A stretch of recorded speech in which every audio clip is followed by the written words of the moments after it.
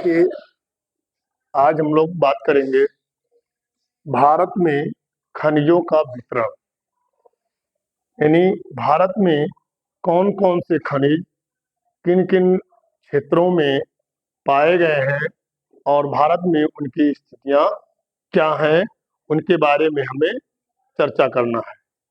ये कहा गया है कि भारत में जो खनिजों का वितरण है वो ज़्यादातर भारत के पठारी क्षेत्रों में पाए गए हैं, जिसमें छोटा नागपुर का पठार जो है ये बहुत खनिजों के लिए महत्वपूर्ण है।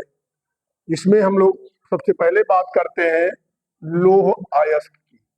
लौह अयस्क अगर देखा जाए तो ये एक बहुत महत्वपूर्ण खनिज है जो हमारे ए, इस समय का जो युग है उसके लिए बहुत ज़्यादा महत्वपूर्ण माना गया है, क्योंकि लौह से ही तमाम प्रकार के संसाधनों या अन्य चीजों का निर्माण होता है, जिसमें इसका वितरण झारखंड, उड़ीसा, छत्तीसगढ़ एवं मध्य प्रदेश, इन 4 प्रदेशों में ये मुख्य रूप से ये खनिज पाया गया है। मतलब झारखंड, उड़ीसा, छत्तीसगढ़ एवं मध्य प्रदेश, यहाँ पर लौह अयस्क की मात्रा पर्याप्त रूप में पाई गई है। लौह अयस्क को हमारे देश से दूसरे देश को निर्यात भी किया जाता है, क्योंकि आवश्यकता से ज्यादा मात्रा में हमारे यहाँ लौह अयस्क पाए जाते हैं। दूसरा खनिज है मैग्नीज। मैग्नीज भी हमारे देश में पर्याप्त मात्रा में पाया गया है।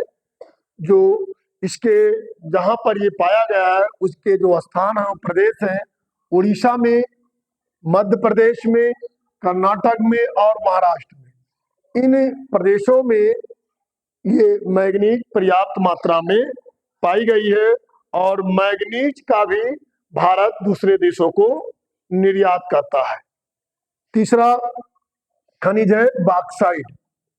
बॉक्साइट भी हमारे देश में पर्याप्त मात्रा में उपलब्ध है।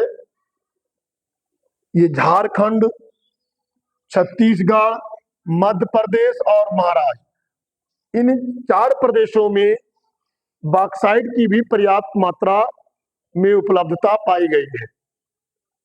इसका भी हमारे देश में उपयोग के अतिरिक्त इसका निर्यात भी किया जाता है, क्योंकि आवश्यकता जितनी होती है भारत की उतना तो अपने देश में उपयोग कर लिया गया और जो अवशेष बचता है उसका हम लोग यहाँ से दूसरे देशों को निर्यात करते हैं। इसके बाद अगला है तांबा।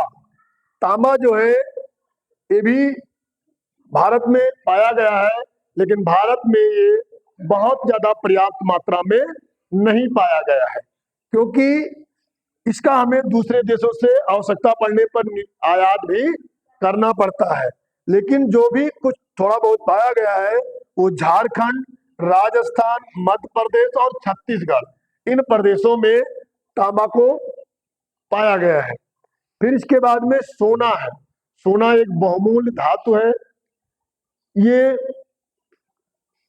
बहुत काफी मात्रा में तो नहीं कहा जा सकता है, लेकिन अपने देश की कुछ आवश्यकताओं को पूरा करने के लिए सोना भारत में पाया गया है। और ये सोना कर्नाटक, जो कर्नाटक एक प्रांत है, प्रदेश है, इस प्रदेश में एक कोलार की खानें हैं।